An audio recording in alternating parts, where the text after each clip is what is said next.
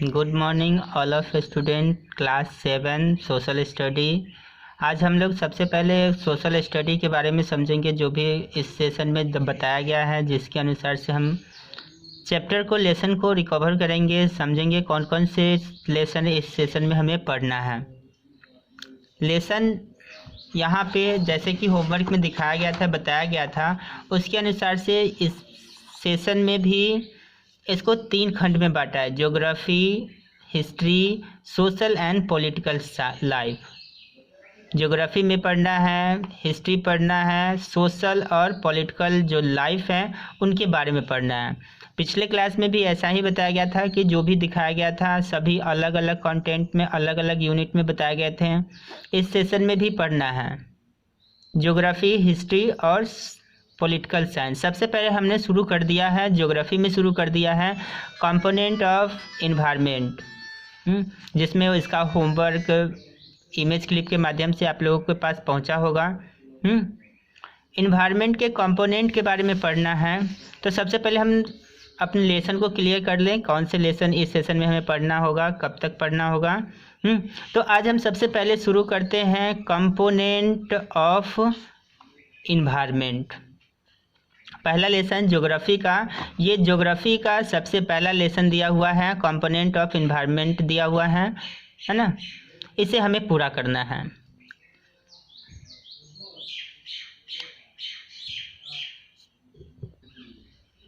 तो इस चैप्टर में हम लोग कंपोनेंट ऑफ इन्वायरमेंट पढ़ेंगे।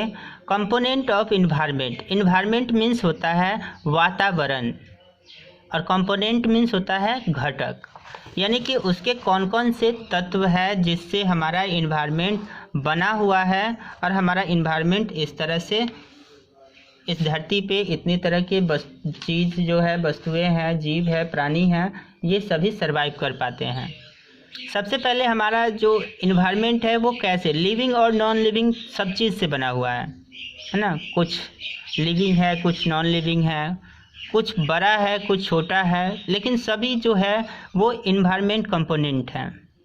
इसमें हमें इस सेशन में हमें सबसे पहले पढ़ना है इन्वायरमेंट के बारे में, स्पेयर ऑफ इन्वायरमेंट के बारे में, interdependence of component of environment के बारे में, और ह्यूमन इन्वायरमेंट के बारे में। ह्यूमन इन्वायरमेंट एक अलग इन्वायरमेंट है ना।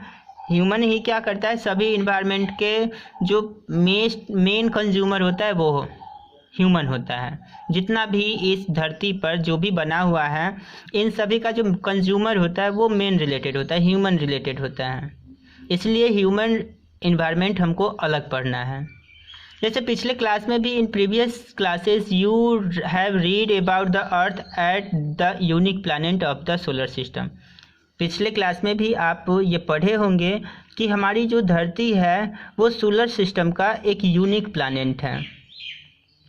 The earth is called so because of the presence of life on it.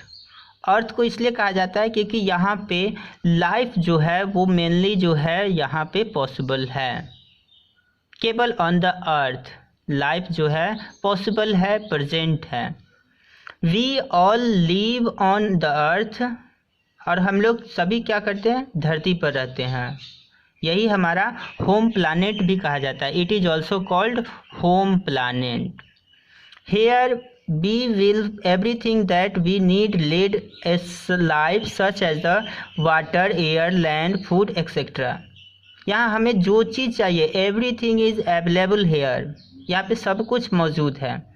Air, water है, एयर है, लैंड है, फूड है ना। इसके अलावा भी बहुत सारी चीज़ हैं जो हमारे लिए जीवन को सर्वाइव करने के लिए ज़रूरी है। But where we live a number of things exist around us. लेकिन हम लोगों के साथ क्या होता है, बहुत सारे ऐसे चीज़ होते हैं जो हमारे आसपास में सरवाइव करता है। They may include teacher, peon, classmate, tree, grass, ball, school, bus, book, bench, pen, pencil etcetera, car, rail, train, aeroplane, bricks, home, building. ये सभी चीज़ जो है वो इन्वायरमेंट कंपोनेंट है ना। यहाँ पे बार्बर, यहाँ पे कॉबलर, यहाँ पे टीचर, यहाँ पे ग्रास, यहाँ पे वेट, यहाँ पे ट्री, यहाँ पे मैंगो ट्री, ये सब कुछ क्या है, एक कंपोनेंट है। यहाँ पे दिखाया गया है कि if you carefully observe these things you would find the same of life while other are lifeless. अगर हम केयरफुली एब्जॉर्व करते हैं तो यहाँ पे दो तरह की चीज़ निकल कर आते हैं, एक लाइफ और एक जो है लाइफलेस। जो लाइफलेस है वो कौन है और जो जिसमें पास लाइफ है वो कौन है, ये दो चीज़ हमें एब्जॉर्व होता है, निकल कर आता है। Also some are naturally available, example of they are nature's gift, while other are outcome of the skill of the effort of the humans। क्या होता है, कुछ ऐसे होते हैं जो नेचर के द्वारा बना होता है, उसे नेचुरल गिफ्ट या नेचुरल कहा जाता है, और कुछ ऐसे होते हैं जो ह्यूमंस के स्किल और उसके इफोर्ट पर निर्भर होते हैं। कुछ ऐसे ह्यूमंस होते हैं जो पत्थर से मूर्ति बना देते हैं, पत्थर से बिल्डिंग बना देते हैं। कुछ ह्यूमंस होते हैं जो खोद कर खान बना देते हैं, कुआं बना देते हैं, तो उसके अनुसार से बनता है। ये भी हमारा कुआं, हमारा बिल्डिंग, ये भी हमारा कंपोनेंट है। whatever whether these are also things natural and man-made, he need them all in our day to day life। और वो सभी हमारे दिन पर दिन हमारे जीवन में उसका यूज होते रहता है, उसकी ज़रूरत होते रहती है।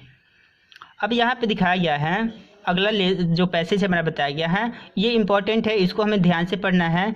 These things that surrounds us together form of our environment. These things that surrounding us, वो सभी चीज़ जो हमारे सराउंडिंग है, टुगेदर हमारे साथ है, वो हमारा इन्वायरमेंट है। Thus environment is our basic life support system. Environment system क्या है, हमारा बेसिक लाइफ सपोर्ट सिस्टम है।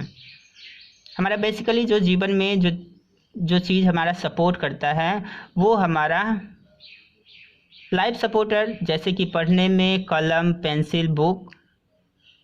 This is because it provide the air we breathe and water we drink and the land where we live and the food we eat। कहता है ये वो चीज़ provide कराता है, जैसे हवा जो हमें सांस लेने के लिए, और पानी पीने के लिए, धरती जहाँ पे हम लोग रहते हैं, और भोजन जो हम लोग खाते हैं वो उसको प्रोडक्शन के लिए। अभी तो आपने यहाँ पे एक संक्षेप इसका इंट्रोडक्शन पढ़ा कि हमारा कंपोनेंट क्या है, इन्वायरमेंट क्या है। तो अब क्लियर हो गए होंगे लेसन 1 में कंपोनेंट के बारे में कि जितने भी हमारे धरती पे आसपास में जो भी चीज़ है, लिविंग है, नॉन लिविंग है, नेचुरल गिफ्ट है, मैनमेड गिफ्ट है, जो भी है वो सभी हमारा कंपोनेंट है। और ये कंपोनेंट दो तरह के हैं, एक लिविंग जिसमें लाइफ है और एक लाइफलेस जो नॉन लिविंग है। जैसे कि पहाड़, पत्थर, मछली, पानी, ये सभी के बारे में हमें पढ़ना है। अब इन्वायरमेंट पढ़ लेते हैं। आज हम इन्वायरमेंट सिर्फ पढ़ लेते हैं कि इन्वायरमेंट क्या है, इसमें क्या क्या है। तो इसमें आपको पहले भी ऊपर में बता दिया गया है कि इसमें दो चीज़ निकल कर आते हैं। यहाँ पे कुछ आते हैं जिसके पास लाइफ होते हैं और एक ऐसे होते हैं जो लाइफलेस होते हैं। तो जिसके पास लाइफ होता है वो लिविंग और जो लाइफलेस होता है वो नॉन लिविंग। अब देखिए इसमें क्या होता है, ये सभी मिलकर क्या होता है, हमारा इन्वायरमेंट होता है। इन्वायरमेंट यानी कि पर्यावरण, वातावरण। The environment is the biotic and an abiotic surrounding of the organisation और population and include the factor of they have the influence और their survival dependent and the evolutions. कहता है कि वो सभी बायोटिक एंड एबायोटिक जितने भी है, जिसको इसमें पॉपुलेशन दिखाया गया है, जो शामिल होता है इस हमारे जीवन में विकास के लिए और इवोल्यूशन के लिए। Thus our environment is made of the surrounding we live in. These involve the place where we live and the plant animal life exist there. कहता है वो सभी चीज़ जहाँ पे हम लोग रहते हैं और वो उसके आसपास में सभी चीज़, चाहे पेड़ पौधा हो, एनिमल लाइफ हो, वो सभी शामिल होता है।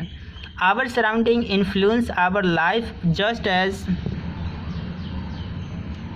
तो दिखाया गया था कि जो हमारे बायोटिक और एबायोटिक है, जो हमारे चारों ओर रहते हैं, वो सभी इन्वायरमेंट के पार्ट्स हैं। अब यहाँ पे दिखाया गया है These involve the place where we live, the plant and animal life that exist there, the people of things that surround us. It is also called environment. ये सभी चीज़ जो शामिल होते हैं, जो हमारे आसपास रहते हैं, पेड़ पौधे, जीव जंतु, ये उनके रहने सहने का सभी कुछ जितने भी व्यवस्थाएं हैं, वो सभी हमारा इन्वायरमेंट है। Our surrounding influence our life, just we influence our surrounding with our activities. कहता है बस ये हमारे जो चारों ओर शामिल होते हैं, जिसमें जीवन में रहने में जो हमारे इन्फ्लुएंस करता है, प्रभाव डालता है, वो सभी चारों तरफ की वस्तुएं, वो हमारा इन्वायरमेंट है। आगे हम पढ़ेंगे कंपोजिशन ऑफ इन्वायरमेंट। इससे पहले हमारा जो चैप्टर दिखाया गया है कंपोनेंट ऑफ इन्वायरमेंट, इसमें जो बताया गया, जितना चैप्टर अभी रीडिंग कराया गया, बताया गया, इसी के अनुसार आगे भी पढ़ने की, समझने की कोशिश करेंगे। और उसमें जो हार्डवर्ड जो भी दिखाया गया है, इससे पहले भी हार्डवर्ड हमने सेंड किया था, उस हार्डवर्ड को लिखना है, हार्डवर्ड को पूरा करना है।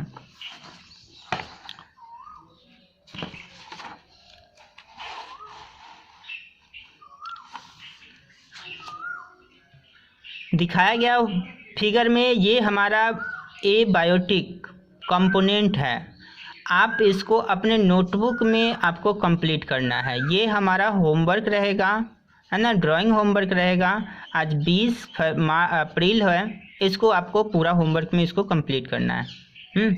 इसके बाद इसमें जितने भी हार्डवर्ड लग रहे हैं, जितने भी डार्क दिखाए गए वर्ड हैं, उनके अलावा जितने भी और भी कुछ है, जो भी वर्ड आपको डाउट लगता है, उन सभी का मीनिंग के लिए आप नोट करके उसको तैयार करके भेजेंगे। यहाँ पे ओरली सेक्शन अभी नहीं चलेंगे, यहाँ पे रिकैप दिया गया है, इसको आप समझेंगे। ये आप यहाँ पे लर्न करेंगे और इसको रिमेंबर करेंगे, ये होमवर्क रहेगा। इतना होमवर्क आज के लिए इतना कंप्लीट रहेगा। सब अपना ये होमवर्क को फिर से रिसेंड करेगा। चैप्टर हमारा 1 था कंपोनेंट ऑफ इन्वायरमेंट, है ना। Good bye, take